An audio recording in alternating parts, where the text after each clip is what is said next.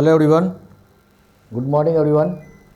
बहुत सारे ऐसे बच्चे हैं जिसका यूपीएससी में सोशोलॉजी ऑप्शनल रहा है, राइट, या स्टेट पीसीएस वगैरह में, राइट। अगर आप बिहार से बिलोंग कर रहे होंगे तो वहाँ तो क्वालिफाइंग ही कर दिया गया है, ठीक है।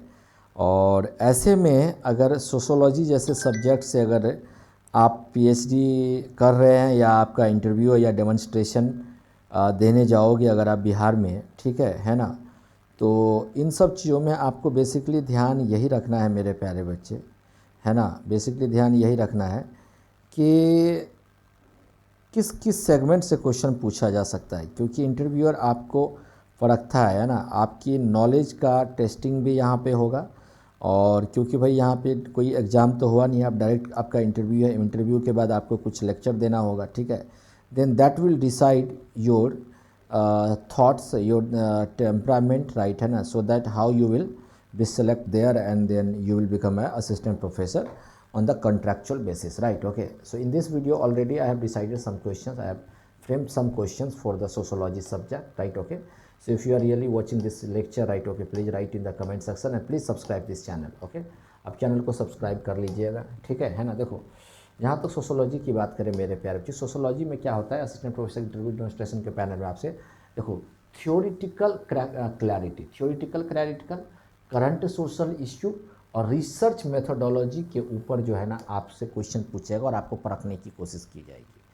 और सुनो, जो कास्ट सेंसस हुआ है ना बिहार में, है ना, कास्ट सेंसस जो हुआ है बिहार में, इसका आर्टिकल जो है ना, आर्टिकल जो है आप न्यूज़पेपर से निकाल लेना उस टाइम का, है ना, एडिटोरियल, और उसको पढ़ लेना। अगर आपको नहीं मिले तो आप प्लीज़ मुझे मैसेज करना, मेरा इन्फॉर्मेशन डिस्क्रिप्शन में दिया हुआ है, ठीक है। फिर देखो, सोशोलॉजी थिंकर्स की बात करता हूँ, इसमें क्लासिकल थिंकर्स हो गए, ठीक है ना, जिसमें अगस्त कॉम्टे हो गए, है ना, फिर कार्ल मार्क्स हो गया जो क्लास कॉन्फ्लिक्ट की बात करता है, एमिल डर्कलिज्म हो गए, है ना, जो सोशल फैक्ट और सोसाइटी थ्योरी की बात करता है, मैक्स वीबर हो गया, राइट ना, जो प्रोटेस्टेंट एथिक्स की बात करता है, एथिक्स की बात करती है, कैपिटलिज्म और ब्यूरोक्रेसी के बारे में बताता है, ठीक है। इंडियन थिंकर की बात करूँ जैसे जीएस घुरे हो गया जो कास्ट की बात करता है, एम एन श्रीनिवास हो गया जो संस्कृताइजेशन की बात करता है, ठीक है, वेस्टर्नाइजेशन की बात करता है, डोमिनेंट कास्ट की बात करता है, S C D Bhimrao Ambedkar जो कास्ट सिस्टम की बात करता है। तो इनके बारे में आपको थोड़ा सा नॉलेज होना चाहिए, अच्छा नॉलेज होना चाहिए, ठीक है।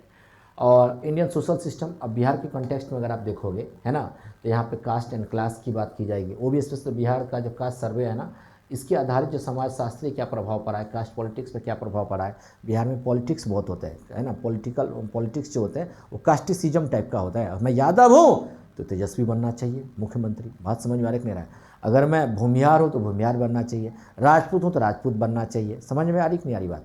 तो इन सेगमेंट के ऊपर आपका आंसर जो है ना बैलेंस मोड में होना चाहिए। Your answer should be in the balance mode, right, your answer should be in the balance mode, है ना। ऐसा आंसर नहीं होना चाहिए, बैलेंस होना चाहिए, मतलब कि बिल्कुल बैलेंस्ड आंसर होना चाहिए। ऐसा नहीं आंसर होना चाहिए कि आप आंसर जो है ना वन साइडेड दे रहे हो, वन साइडेड का मतलब आप समझ रहे होंगे, ठीक है ना। बिल्कुल बैलेंस मेरे में आंसर होना चाहिए। हालांकि जब प्रोफेसर बन जाओगे तब तो तुम्हारे पास बहुत सारा राइट्स है। प्रोफेसर ही ऐसा जॉब है, राजा बनने के बाद आप गवर्नमेंट के अगेंस्ट भी बोल सकते हो। मनोज झा को देखो ना, मनोज कुमार जो डीयू के प्रोफेसर हैं, आरजेडी के राज्यसभा के सांसद, आप देखो कैसी बातें करता है, ठीक है, कैसी बातें करते हैं वो, है ना। रूरल एंड एग्रेरियन सोशोलॉजी की बात की जाएगी, जिसमें बिहार में बेसिकली हमेशा लैंड रिफॉर्म्स की बात होती है, लैंड डिस्प्यूट बहुत होता है, रूरल माइग्रेशन बहुत ज़्यादा होता है, इसके ऊपर पूछा जाएगा, ठीक है, ये बहुत इंपॉर्टेंट है, ठीक है। फिर सोशल प्रॉब्लम्स पूछा जाएगा, बिहार में जो बाल विवाह हो रहा है, भाई अभी तुम प्रोफेसर बन जाओगे, तुम्हारी शादी नहीं हुई है, ठीक है ना, है ना, हो सकता है पकड़वा ब्याह तुम्हारा करा दे, पकड़वा विवाह तुम्हारा करवा दे, पकड़ ले जाके तुम्हारी शादी करवा दे। तो ये सब चीज़ बहुत होता है, ठीक है ना।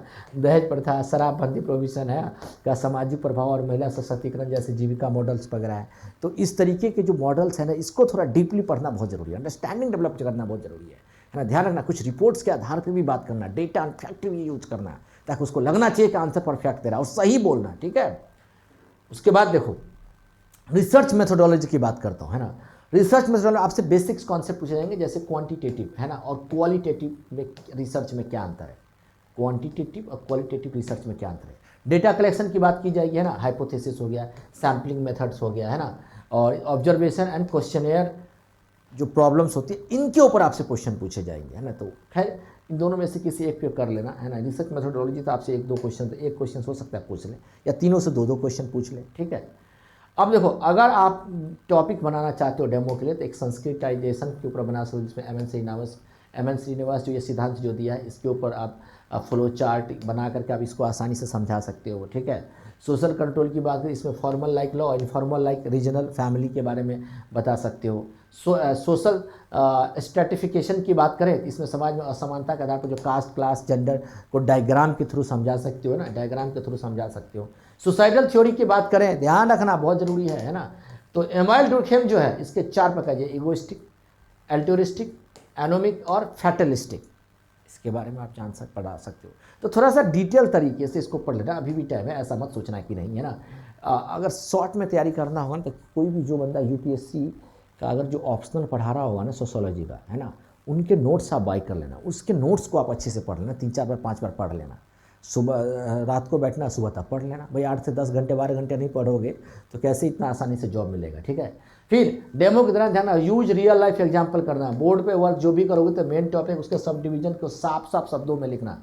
समझ में आ रहा है कि नहीं आ रहा है ना, ये ध्यान रखना। और न्यूट्रल अप्रोच होना चाहिए, जो मैंने अभी आपको बताया, थोड़ा बैलेंस्ड अप्रोच होना चाहिए। जाति, धर्म या लिंग जैसे लिंग जैसे आधार पर पढ़ाते समय हमेशा एक न्यूट्रल ऑब्जेक्टिव वैज्ञानिक दृष्टिकोण रखे, जो एग्जामिनर को एक आपकी बातों को लेकर के एक छाप छोड़ दे। लगना चाहिए कि इसका आंसर जो बिल्कुल इंटेलेक्चुअल है, आंसर में बिल्कुल एक डीप अंडरस्टैंडिंग दिख रहा है, ठीक है, बिल्कुल प्रोफेसर के जैसा लग रहा है, ठीक है।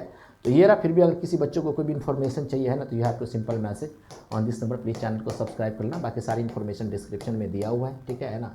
किसी को प्रिपरेशन करना है ना, कैसा भी जो करना है वो सारी बातें और भी वीडियो है चैनल पे, इसके प्लेलिस्ट को देख लेना, ठीक है। Thank you, bye, take care, God bless you, है ना, बाय।